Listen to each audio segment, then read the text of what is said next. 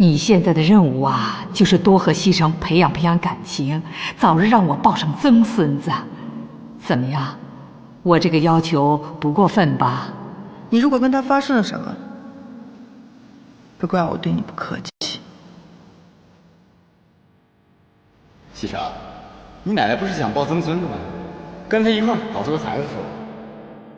在我们乡下，女人只要有了孩子，啥都管不上你了。